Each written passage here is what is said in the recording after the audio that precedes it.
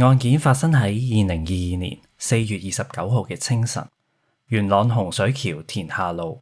平時呢個時間有啲街坊喺度晨運或者趕住返工，但就喺嗰日朝早6點左右，上演咗一幕好似恐怖片咁嘅畫面，板車拖屍。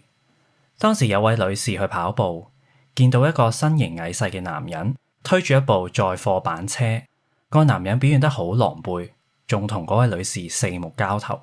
喺板車嗰沓貨物入邊，竟然跌咗一隻人腳出嚟。個男人見到之後，竟然冇即刻逃走，反而好淡定咁將隻腳塞翻入去。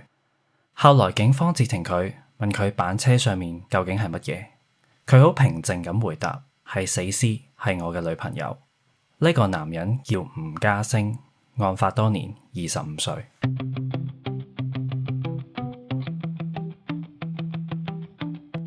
大家好，我係 Ryan。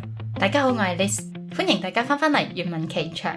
今日呢單案呢係 Ryan 你負責講喎。係啊，呢單案件係你建議我去講嘅喎。係啊，冇錯，因為之前講起話想錄一集係講香港嘅案件啊嘛。咁我就諗起大概喺2020年左右嘅時候，有一單案都幾轟動㗎，就係有個男仔俾人目擊到佢拖住個手推車上面有條屍咁嘅案件啦。係。但我醒唔起詳情啊，咁我就問我個好朋友 ChatGPT 問佢呢單案係乜嘢啦，咁佢就同咗我講，原來係2022年嘅洪水橋案喎，但係詳情我都唔知噶啦。不過最起雞皮嘅一樣嘢係，我問完 ChatGPT 之後 Instagram 就推送咗一個新聞俾我啦，就係香港01嘅新聞，係1日之前發布嘅，關於洪水橋案。原來呢單案最近係上咗庭定點樣？係啊，呢單案件就係依家喺法庭度審理緊嘅案件嚟嘅。哦，咁就交俾你為我哋講詳細啲啦。好啦，咁就同大家分享下呢個案件啦。咁不過都要同大家講一講啦，以下嘅內容咧係根據吳家星佢自己親自嘅講述嘅。咁究竟係真係假咧？其實都係要等待法庭去作出一個判決嘅。咁我哋會由佢嘅背景開始講起嘅，睇下咧佢點樣係一個街坊眼中心地唔壞嘅人啦，最後捲入咗一宗離奇同恐怖嘅命案。咁吳家星咧，案發當年係25歲啦，佢嘅身形好細粒嘅，目測咧大概唔夠1.6米高啦。佢咧以前喺荃灣屠房咧做一個運貨工人嘅。咁喺舊街坊凌先生嘅眼中咧，吳家星係一個好純品啦，甚至成日俾女朋友揾笨嘅一個男人嚟嘅。佢曾經咧同佢嘅前度女友，即係佢 ex 啊，喺屯門福亨村一個劏房度同居啦。咁根據呢位街坊所講咧，佢前女友多次趁佢離開屋企嘅時候，帶啲陌生男人翻屋企嘅。咁凌生都暗示過啦，話喂，可能你嘅女友係對你不忠出軌喎。咁但係呢個吳家星咧就反而幫對方護航，佢話人哋翻嚟就係同佢傾偈嘅啫咁樣。咁最後咧，兩個人咧就分咗手嘅。咁吳家星咧，亦都係搬嚟咗呢個福亨村啦。咁後來咧，佢喺屠房做嘢嘅時候咧，就認識咗當時30歲嘅葉子清。兩個人咧就喺2020年開始拍拖。咁葉子清嘅身形咧係比較豐滿嘅，體重係超過200磅，即係大約90 kg。之後兩個人咧就搬到洪水橋富安花園一個大概700尺嘅村屋度同居嘅，咁亦都係當時咧呢個案發單位。咁吳家星咧曾經有翻去探下凌生啦，佢當時仲好開心同對方講有咗新嘅戀情。不過佢好快又開始咧向凌先生訴苦，佢就抱怨話咧每個月交成5000蚊租，但係咧得一間房用，俾錢就有佢份。咁原來咧嗰間村屋咧唔單止佢哋兩個人一齊住嘅。屋入邊仲有吳家星嘅契家姐、佢嘅契姐夫同埋呢一個姓陳嘅租客。咁呢個契家姐咧亦都係吳家星最信任嘅人嘅。咁稍後都會交代咧佢哋一啲嘅關係。咁吳家星亦都曾經咧同凌生講咧，葉子清呢段關係令到佢有好大壓力嘅。佢形容咧葉子清嘅性格係比較強勢，甚至話對方咧都差唔多日日打我，而自己咧通常唔會還手嘅。喺案發前嘅3個月，葉子清咧幾乎冇踏出過呢個屋企一步啦。點解咧？因為據講佢當時咧係得罪咗一啲黑社會嘅人物啊，咁所以佢被要求咧暫時唔好出街。換句話講咧，出事前嗰幾個月咧，葉子清嘅世界其實就係呢700尺嘅單位，同埋入邊咧住咗嘅幾名租客。有冇講話點解佢會得罪黑社會人物嘅？即係佢背景都係比較複雜啊，本身定係點樣？詳細就冇交代啦。啲報道通常都係話咧，佢挑釁咗啲黑社會啊，咁所以咧就要匿埋喺屋企咁樣啦。咁犀利會挑釁到黑社會，無啦啦。係啦。咁但係關於佢嘅背景其實就唔係好多嘅，咁亦都有一啲認識佢嘅人就話啊，佢性格係比較爽朗同埋率直咁樣啦。咁呢個咧就係當時案件嘅背景啊，就係一個性格睇落比較軟弱啦、身形矮細嘅男人啦。咁一個咧俾人禁足喺屋企、體重超過200磅嘅女人，再加埋咧一個對吳家星有極大影響力嘅契家姐。咁喺呢種封閉抑壓同埋充滿控制咁嘅關係入邊咧，就正正係呢單命案發生之前嘅背景啦。咁喺當時喺3個月喺屋企啦，咁喺一個封閉環境入邊，咁其實葉子清即係死者可以做啲咩咧？佢有一樣嘢咧係當時係努力緊嘅，就係減肥啊。阿吳家星就聲稱啊，葉子清咧一直都希望自己可以瘦落嚟啦，可以變得靚啲。咁於是就開始一個減肥嘅計劃啦。但係冇人估到呢個減肥嘅目標最終竟然咧會變成一個奪命嘅實驗嘅。喺2022年4月中開始咧，呢間屋入邊就進行緊一個所謂嘅地獄式減肥計劃。而呢個計劃嘅理論嘅基礎，竟然咧就係源自契家姐口中一個完全冇科學根據嘅怪病，叫做半死症。咁吳家星話咧，契家姐同佢講啊，葉子清患咗一種叫做半死症嘅病。咁呢個病名聽落都已經係非常荒謬啦。係啦。咁咧契家姐就警告佢，佢話葉子清咧絕對唔可以瞓覺嘅，佢一瞓覺咧就會死嘅，所以必須要透過不眠不休咁樣咧去嚟到減肥。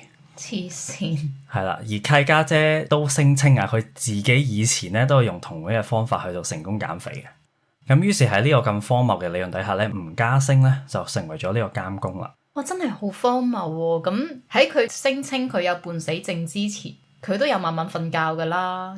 如果佢一瞓就死，咁死咗好耐啦。係啊，係完全冇科學根據，同埋都冇任何嘅醫學家可以證明呢個假説嘅。係咯。所以其實係你可以話係佢自己作或者佢自己去諗嘅一種病啦咁樣。咁於是阿吳家星咧，佢就去監督啊葉子清啦。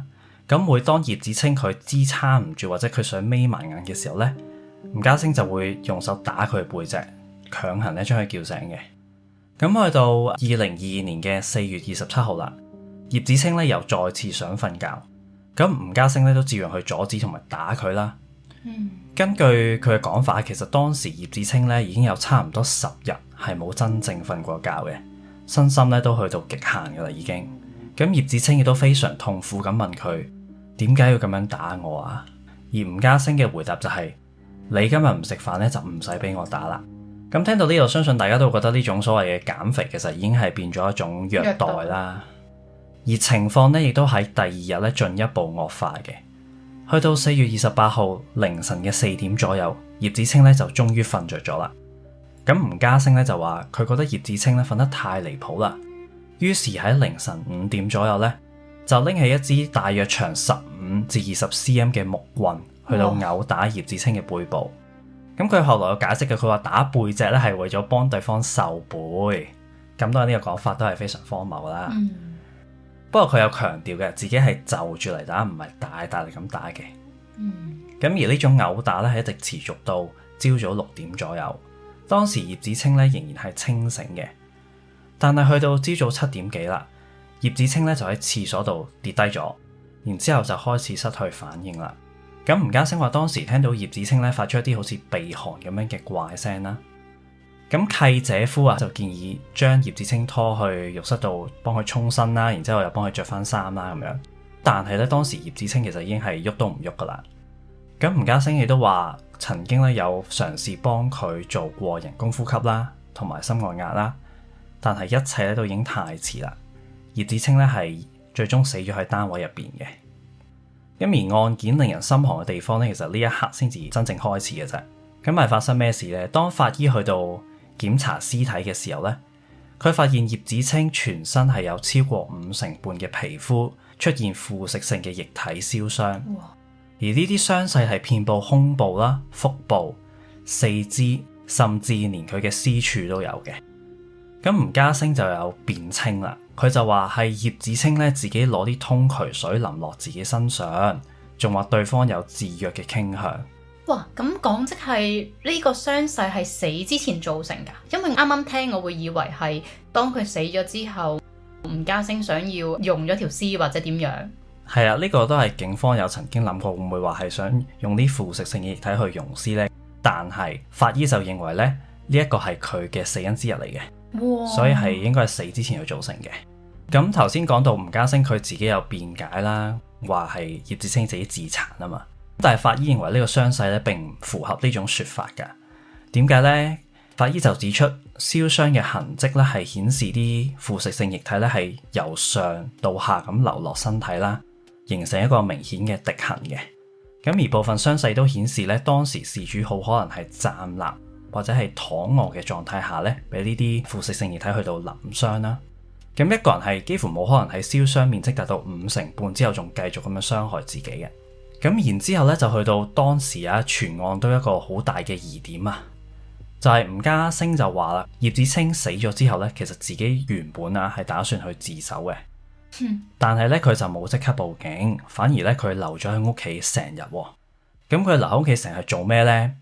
佢就話自己當時咧要整理葉子清嘅一啲遺物啦，期間咧佢都有幫死者咧去到換衫、抹走啲血，甚至咧係剪指甲同腳甲嘅。咁當時警員就問佢：喂，點解要剪指甲同腳甲咧？咁吳家星嘅回答都好令人匪夷所思，佢就話佢有灰甲，費事啦咁樣。咁呢個答案都係唔係好明佢究竟個邏輯係點啊？係啦。咁於是佢就成日都喺度整理同埋去到清理啦。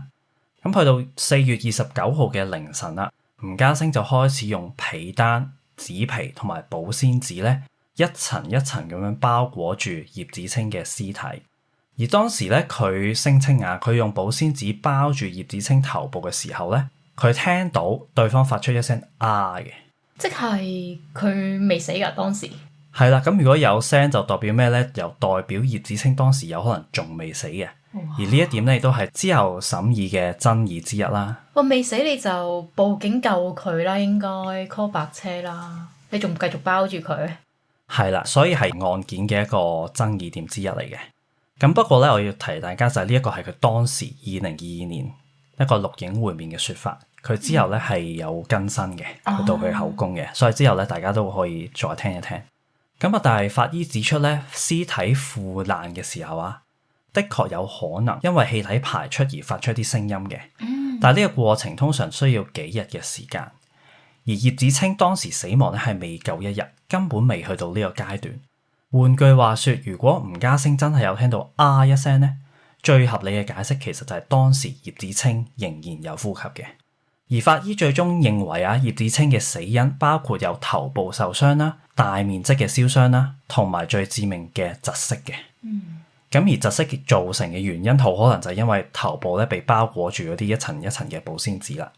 咁一個口口聲聲話想幫女朋友減肥嘅男人咧，竟然最終咧有可能係親手將對方減生生咁樣焗死嘅。而最諷刺嘅係，佢原本聲稱話自己想拖屍去警署自首啦，但係途中咧因為路面不平啊，板車跌出一隻人腳出嚟，有人報警咧，先至令到成單案件咧去曝光嘅。不過講到呢一度咧，相信好多聽眾啊都可能會有一個問題，其實間屋唔單止係得吳家星同埋葉子清兩個噶嘛。咁當葉子清被逼成10日唔瞓覺，俾人用木棍打，身上又有咁多嘅燒傷，其他人究竟睇唔睇到或者知唔知情嘅咧？如果佢哋睇到或者知道啦，佢哋又有冇做過啲乜嘢咧？警方咧最初係拘捕咗3男1女嘅。除咗吳家星被控告謀殺之外咧，其餘幾名嘅租客，包括佢嘅契家姐、契姐夫同埋一個姓陳嘅租客咧，全部都係被控阻止合法埋葬屍體罪嘅。咁根據吳家星嘅講法咧，契家姐就係提出呢個半死症理論嘅人嚟嘅。當死者面色越嚟越差嗰陣時咧，曾經契家姐仲喺度叫吳家星打多陣啦咁樣。咁頭先講到吳家星都係好聽呢個契家姐話噶啦，咁所以佢都會照做嘅。咁而當日喺葉子清失去意識之後咧，佢嘅契姐夫都有協助將葉子清搬去浴室度沖身嘅。係，其實啱啱聽你咁講，我都覺得好奇怪咯。因為你話係契家姐協助佢沖身咧，都合理少少，因為都係女仔啊嘛。而呢個佢係男仔，佢仲要協助佢去浴室沖身，咁即係會剝光豬俾佢見到晒㗎喎。不過可能亦都係因為死者嘅體型較大啦，即係需要一個男士去幫手。咁但係我哋知道嘅係佢哋可能都知道一啲嘢啦，咁樣。一定啦，一齊住。係啦，咁但係啊，去到2023年嘅12月29號咧，控方喺取得法律意見之後，竟然決定咧撤回對呢3個租客嘅控罪喎。係啦，呢3個租客咧最終喺屯門裁判法院係獲釋嘅。咁可能就會好奇，喂，點解啊？佢哋可能都真係知情嘅喎。咁原因其實好簡單嘅啫，就係法律咧講求證據嘅。而吳家星咧由頭到尾咧，佢都係將責任攬晒上身。佢多次同警方表示係得我一個人打過佢嘅啫，冇人打過佢嘅。再加上證據咧未能證明其他租客係明知道死者死亡而去協助藏屍嘅。咁所以咧係最終未能成功入罪啦。雖然啊，警方當時都係懷疑同房嘅租客咧係知情不報，甚至咧可能死者死咗之後啊，佢哋都仍然喺屋企客廳或者喺廁所噶。咁但係被告咧喺個錄影會面當中就表示，佢就唔清楚究竟契家姐嘅夫婦係咪知道死者係已經去世呢？喺法律證據不足以證明3個人有份參與阻止埋葬嘅意圖或者具體嘅行為底下，最終咧控方係決定撤控嘅。咁不過咧，案件咧係未去到呢度就結束㗎，因為頭先講到啦，E.R. 咧2026年嘅6月咧就正式開審啊嘛。由2022年被捕開始咧，其實到依家咧，吳家星佢一直表示佢係願意承認係誤殺嘅。佢認為自己係錯手剝死咗葉子清啦，但係控方嘅態度都係非常之強硬，拒絕接納咧呢個誤殺，堅持咧係以謀殺罪嚟起訴吳家星嘅。咁控方認為咧，長達10日唔俾死者瞓覺，或者啲持續毆打嘅行為啦，同埋之後處理屍體嘅行為，已經係遠遠超出咗呢個錯手嘅範圍啦。咁而案件咧，亦都喺今年嘅6月正式喺高等法院咧開審嘅。咁根據6月最新嘅庭審資料咧，吳家星佢有出庭自辯啦，亦都佢披露咗更多嘅細節，同埋咧佢首次係將呢個矛頭直指契家姐同埋契姐夫2個人嘅。佢聲稱兩人係長期霸凌同埋操控自己同埋葉子清。咁佢咧有幾點嘅證詞咧係更新咗嘅。第一就係咧佢指控佢哋嘅租客霸凌啦，同埋經濟剝削，包括係啲咩咧？就係不斷加租啊。頭先講到初時嘅租金係5000蚊一個月啦，佢後來咧已經加到係3萬蚊一個月。哇！咁好明顯係一般人係負擔唔起啦。被告咧亦都曾經想一度咁樣搬走嘅，咁但係對方亦真係契家姐同契姐夫就威脅佢啦。如果你搬走咧，我就會對你屋企人不利。所以吳家星就被逼搬回呢個村屋啦，同埋要向財務公司借錢交租嘅。咁被告就話阿朗啦，即係佢契姐夫啦，知道佢借錢之後咧，就唔俾佢出去做嘢，同埋咧毆打佢45分鐘，咁仲強迫佢要抄寫佛經啊。咁但係吳家星就話自己係基督徒，所以佢就拒絕抄寫啦。咁而拒絕嘅時候咧，再遭到阿朗嘅毆打嘅。咁被告亦都形容單位入邊嘅情況係好恐怖，佢亦都指出死者葉子清咧係同樣遭受類似嘅對待㗎。哇，好奇怪喎！如果根據佢呢個證供，我會諗唔明點解你明知道佢借咗錢啦，咁佢需要還錢㗎嘛？咁點解你仲要禁止佢出去做嘢？咁佢點還錢呢？係啦，我都覺得好奇怪嘅。咁但係被告佢就自己補充咧，就話阿朗係唔中意人哋借錢去交租嘅。佢話呢一個係家規。咁佢亦都話阿朗咧就表示加租係一個懲罰，因為被告咧做錯事。有冇講話做錯咩事要懲罰佢？詳細就唔知道啦。咁但係控方當然都有質疑被告呢個講法啦。佢話如果阿朗唔俾你做嘢嘅話，你又點會有錢去交租咧？咁其實呢個講法都係唔合常理嘅。咁被告係認同呢個係唔合常理，但係佢就強調咧呢個係佢親身經歷嘅事。都係一種控制手段咯。如果呢個説法係屬實嘅話，係。咁第二咧，佢嘅證詞咧就係有關一啲地獄式減肥嘅虐待細節啦。咁吳家星堅持呢個半死症嘅理論係由佢契家姐提出嘅，而佢係喺契家姐嘅指示下咧，就每當死者想瞓覺咧，就要用木棍去打佢嘅背部，去獸背同埋嚇醒佢。另外頭先講到咧，死者身上係有超過50%嘅燒傷啊嘛。而針對呢啲燒傷咧，吳家星亦都喺庭上咧提出一啲新嘅講法。佢就聲稱契姐夫咧同佢哋玩所謂一啲估歌仔同埋啲鐘擺嘅遊戲。鐘擺？我就唔知咩嚟啦，唔知大家知唔知啦。OK。咁佢就話期間咧係會用木棍、錘，甚至一啲沾有通渠水嘅棉花棒咧，喺佢哋兩個嘅背部打圈，咁樣虐待佢哋嘅。咁如果係咁講，吳家星嘅背部應該都會有傷痕㗎喎。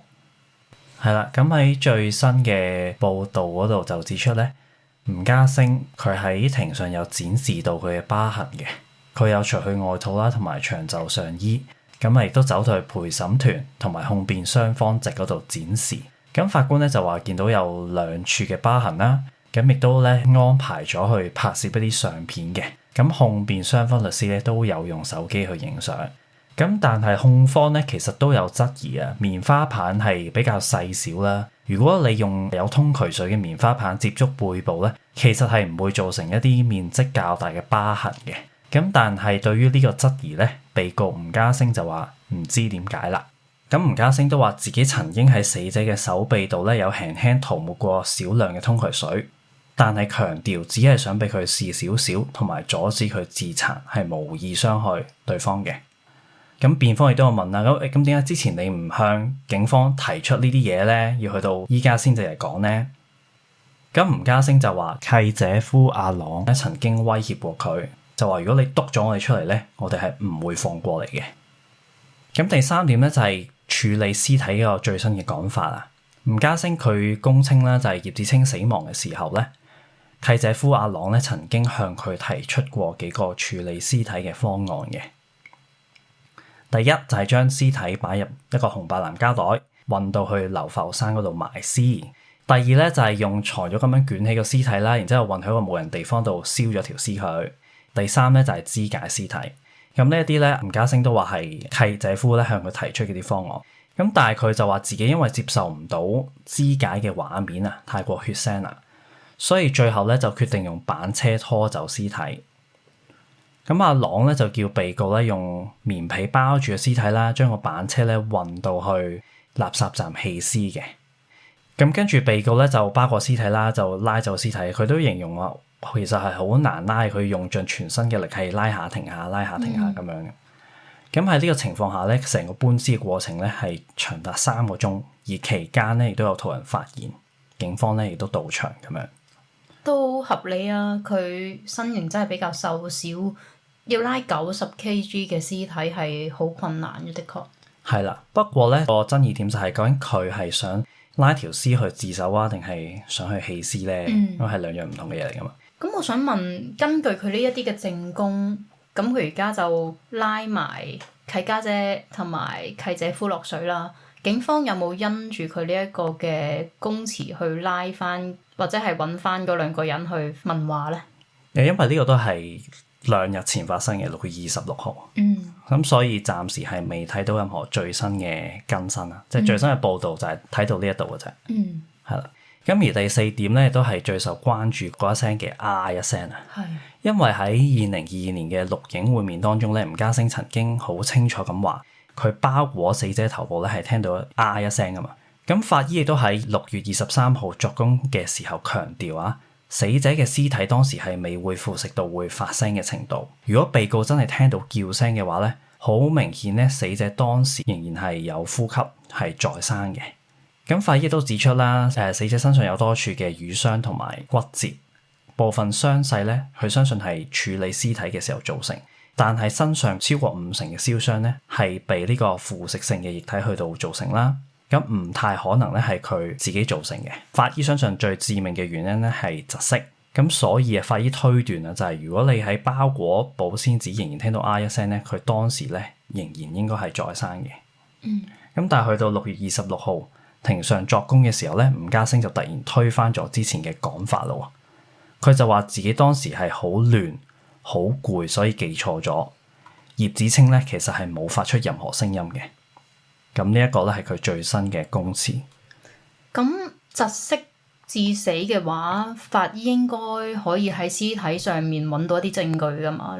即係我睇嗰啲片啊，或者以前嗰啲 true crime，通常法醫係可以透過你屍體去判定你咩死因噶嘛。既然佢講係窒息嘅話，如果阿吳家星相信唔係因為包嗰個頭嘅話，咁又係乜嘢導致佢窒息死咧？係啦，因為法醫嘅證供係喺吳家星之前嘅。咁法醫佢哋都相信致命嘅原因係窒息嘅。咁而根據吳家星之前嘅證供，如果佢喺包嘅時候仍然聽到啊一聲咧，就一定係佢包裹啲保鮮紙造成嘅窒息啦。咁但係喺之後6月26號，佢就推翻咗之前嘅講法。咁所以會唔會再重新調查定點咧，就要交俾佢哋決定啦。咁截至目前為止咧，其實案件咧仍然都係審訊嘅當中嘅。吳家星咧，佢願意承認誤殺啦。佢喺被告庭上咧，亦都多次表示對死者感到內疚。佢曾經咧攬住屍體痛哭同埋道歉，自責未能夠保護佢。而控方咧就堅持係要控告被告謀殺嘅。咁而法庭最終要判斷嘅咧，可能唔單止係呢一宗嘅命案啦，而係一個更加難回答嘅問題。究竟吳家星佢係被人操控、被人洗腦，導致失去判斷能力嘅人啦，定係佢係一個好清楚知道自己做緊乜，而一步一步將女朋友推向死亡嘅施虐者咧？咁而呢個真相咧，相信亦都要等待陪審團咧去作出最後嘅裁決啦。你呢單案一路聽嘅時候，令我諗翻起另一單案。另一單案咧就係2004年藍田同黨虐殺少女案，亦都係稱為肥英案嘅。個死者咧，亦都係當時18歲啦，體重約230磅，同呢一單案嘅死者係接近嘅。因為身材肥胖而感到自卑，當時佢都唔信呢啲損友啦，以為搬到去藍田嘅朋友屋企入邊咧就可以進行一個地獄式嘅減肥。結果咧就遭到多名同黨嘅成員持續去禁錮佢、排斥佢同埋虐打佢，最終咧亦都係致死嘅。如果將來有機會可以講起單案，但係一直聽你呢單案嘅時候，就真係令我諗起又係減肥又係打佢，咁樣令佢致死咯。係，同埋都係困住喺屋企，即係啲細節位都好似嘅。同埋好似你咁講啦，又係困住佢哋喺間屋企入邊啦。如果呢啲説法都係屬實啦，加租啊，或者係用玩遊戲嘅名去懲罰人啊，其實都令我諗起北九州嗰單案嘅。如果仲有聽眾係未聽北九州案件咧，亦都歡迎翻去我哋前面嘅集數，喺第2集嘅時候就會有北九州監禁殺人事件噶啦。